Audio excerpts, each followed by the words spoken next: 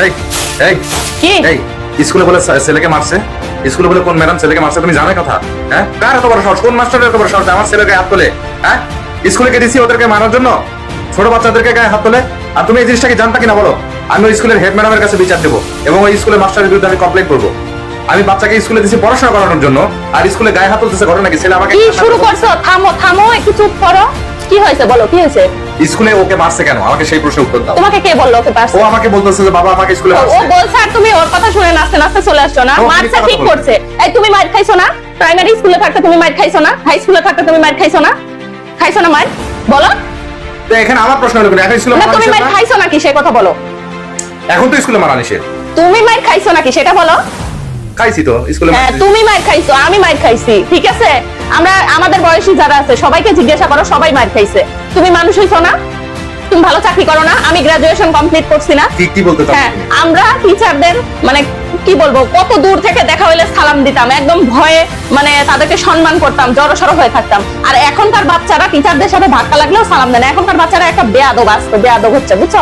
মারছে ঠিক করছে, মারার দরকার আছে। তার মানে তুমি জিনিসটা জানতা? অবশ্যই জানি, জানবো না কেন? আমি স্কুলে গেছিলাম, আমি জানি না? তুমি কিছুই বলো নাই? কি বলবো আমি? সে টিচার, সেও অভিভাবক, তার শাসন করার অধিকার আছে, ঠিক আছে? তো কি জন্য শাসন করলো সে? কি করছে আমার ছেলে? কি করছে? তোমার ছেলে পড়া পারে নাই? তোমার ছেলে হোমওয়ার্ক করে না? তোমার ছেলে ক্লাসে তুমি এক পেন্সিল বক্স কিনে দিছো, সেটা নিয়ে শুধু ফ্রেন্ড সার্কেলের সাথে গল্প করে, মনোযোগী না। আজকে লিখতে দিছে, লেখায় নাকি সবার পিছে পড়ছে, সেই জন্য মারছে। তো কি হয়েছে? কি দিয়ে মারছে? লাঠি দিয়ে? আশ্চর্য কথা, ওইটুকু বাচ্চাকে লাঠি দিয়ে মারার মতো জায়গা আছে? কিন্তু আশ্চর্য কথা বলো দেখতেছি। হাত দিয়ে এমনি আলতো করে একটা মারছে। শোনো, তুমি পড়াইতে বসলে মারো না, আমি মারি না, ভয় দেখানোর দরকার আছে না? এইরকম মারতে মারতে যদি পরে আরো বেশি মারা শুরু করে? পরে আরো বেশি মারা শুরু করে, যদি মারে তো ঠিক করবে। আমি স্কুলে বলে আসছি যে মারছে ঠিক করছে। আমার যখন বলছে আমাকে মারছে ঠিক করছে, তুমি পড়াশোনা করো না, তোমাকে মারছে। আদব কায়দা শেখানোর জন্য শাসন করার দরকার আছে, বুঝছো?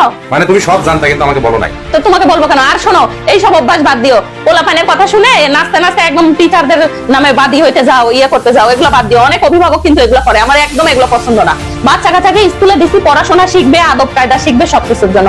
আর সেই আদব কায়দা পড়াশোনা শেখানোর জন্য টিচাররা যদি দুই চারটা মারে, দুই চারটা ধমক দেয়, সেটা অন্যায় কিছু না, বুঝছো?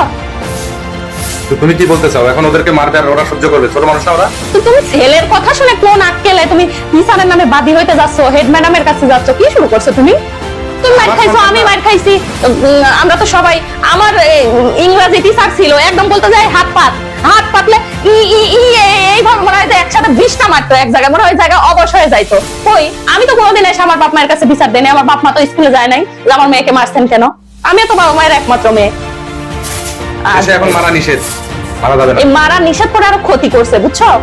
ছেলে পেলে বেয়াদব হয়ে যাচ্ছে। আগে আমরা হচ্ছে মায়ের খাওয়ার ভয়ে সেই ভোরবেলা উঠে পড়া কমপ্লিট করতাম, আর এখন এরা হোমওয়ার্কই করতে চায় না। যাও তো যাও, পোলাপানের কথা শুনে বেশি ইয়ে হয় না, উত্তেজিত হয় না।